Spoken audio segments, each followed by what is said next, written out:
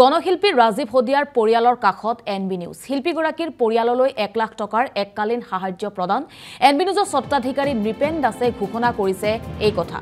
শীঘ্ৰেই শোকসন্তপ্ত পৰিয়ালটোক সাক্ষাৎ কৰি প্ৰদান কৰিব ধনৰাশি আৰু গণশিল্পী ৰাজীৱ হদিয়াৰ ইতিমধ্যে যেহেতু মৃত্যু হৈছে সকলোকে কন্দুৱাই হঠাৎ হৃদৰোগত আক্ৰান্ত হৈ মৃত্যু সাবটি লৈছে গণশিল্পীগৰাকী আৰু শোকসন্তপ্ত পৰিয়ালক সাক্ষাৎ কৰি এনবি নিউজৰ CMD নৃপেন দাসে এক ঘোষণা কৰিছে শিল্পীগৰাকীক 1 লাখ টকাৰ এককালীন সাহায্য ঘোষণা কৰিছে নৃপেন দাসে আৰু এই সন্দৰ্ভত আমাৰ হৈতে লাইভত সংযুক্ত হৈছে এনবি নিউজৰ chief managing editor Ritusmin Sharma মই পুনে ঋতুস্মিন শৰ্মাৰ কাষলৈ গৈছো হয় ঋতুস্মিন শৰ্মা অধিক তথ্য জনাব হয় ময়ূৰী উৰুকাৰ দিনাই সেই আসলে খুব দুখ লগা আৰু বেয়া খবৰটো আহিছিল আৰু তাকো ফিলোবাৰী এখন মঞ্চত গীত গাই থাকোতে হঠাৎ বুকুত বিষ অনুভৱ কৰি গণশিল্পী বা বিপ্লৱী শিল্পী ৰাজীৱ হদিয়া মঞ্চতে ঢলি পৰিছিল আৰু চিকিৎসালয়লৈ লৈ যোৱা হৈছিল যদিও তেওঁক আসলতে বচাব পৰা নগল উৰুকাৰ সেই আনন্দৰ দিনটোতে বেয়া খবৰটো আহিছিল আৰু এই মুহূৰ্তৰ ৰাজীৱ হদিয়াৰ বিষয়ে যিসকলে জানে তেওঁলোকে হয়তো এইষাৰ কথা ক'ব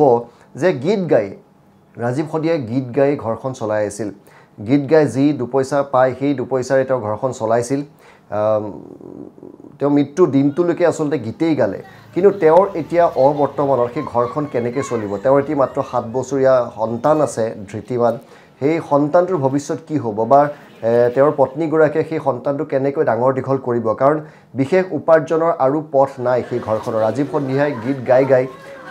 আমি জানো যে সকলো শিল্পীৰ অৱস্থা অসমৰ প্ৰায়ভাগ শিল্পীৰ অৱস্থা খুব পুতৌ লগা বা খুব দুখ লগা অসমৰ শিল্পীসকলৰ অৱস্থা ৰাজীৱ হদিয়াও ইয়াৰ ব্যতিক্ৰম নাছিলে আসলতে নিজৰ মৃত্যুৰ দিনটোলৈকে আসলে ৰাজীৱ হদিয়াই উপাৰ্জন কৰিছিলে এই মুহূৰ্তত আমি অসমবাসী ৰাইজকো আহ্বান জনাইছোঁ যে এনে শিল্পীসকলৰ কাষত আমি প্ৰতিজন মানুহ থিয় দিব লাগে আৰু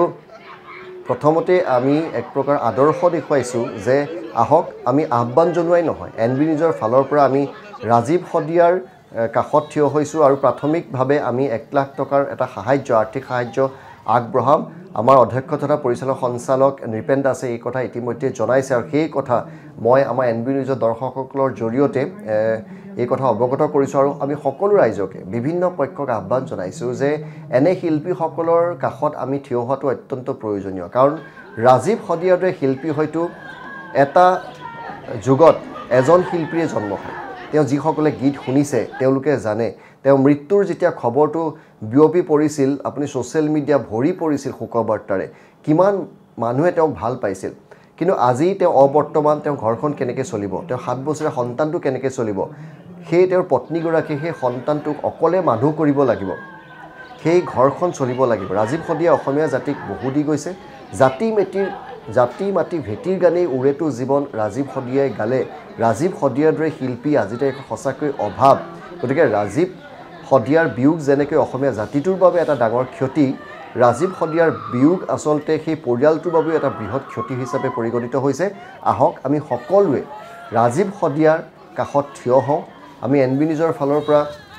প্ৰাৰম্ভিক অৱস্থাত 1 লাখ টকাৰ এটা আৰ্থিক সাহায্য আমি তেওঁলোকৰ পৰিয়ালটোক গৈ দিম কিন্তু 1 লাখ টকাৰ একো নহয় আসলতে গতিকে আমি সমগ্ৰ অসমবাসী ৰাজ্যিক আহ্বান জনাইছোঁ চৰকাৰকো আহ্বান জনাইছোঁ যে শিল্পীসকলক আজি হয়তো এনেধৰণৰ শিল্পী যদি পশ্চিমবংগত হ'লহেঁতেন বা দক্ষিণ ভাৰতত হ'লহেঁতেন সেইসকল শিল্পীক তৎক্ষণাৎ চৰকাৰে হয়তো এটা সাহায্য বা চৰকাৰে পৰিয়ালটোক চোৱা চিতা কৰে আৰু সেয়া আমি পশ্চিমবংগ বা দক্ষিণ ভাৰতত দেখিছোঁ যে তাৰ অভিনেতা হওক কণ্ঠশিল্পীসকলৰ ৰাইজ আৰু চৰকাৰে কিমান মৰম কৰে অসমত যেন ক'ৰবাত অভাৱ আছে দুই এজন শিল্পীৰ বাহিৰে বাকী শিল্পীসকলৰ অৱস্থা কেনেকুৱা আমি সকলোৱে জানো এই মুহূৰ্তত আমাৰ আকুল আহ্বান যে আহক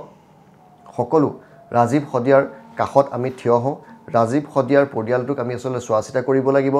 ৰাজীৱ হদিয়াৰ যিটো 7 বছৰীয়া সন্তান আছে সেই সন্তানটোক মানুহ কৰাৰ দায়িত্ব অসমবাসীৰ কাৰণ ৰাজীৱ হদিয়াই অসমবাসীক বহু দিলে এতিয়া আমাৰ সময় হৈছে আমি ৰাজীৱ হদিয়াৰ পৰিয়ালটোক কিবা এটা দিয়াৰ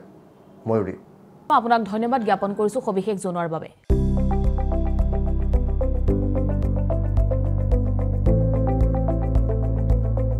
এনবি নিউজ সহজ সৰল ভাষাত নৱভাৰতৰ কথা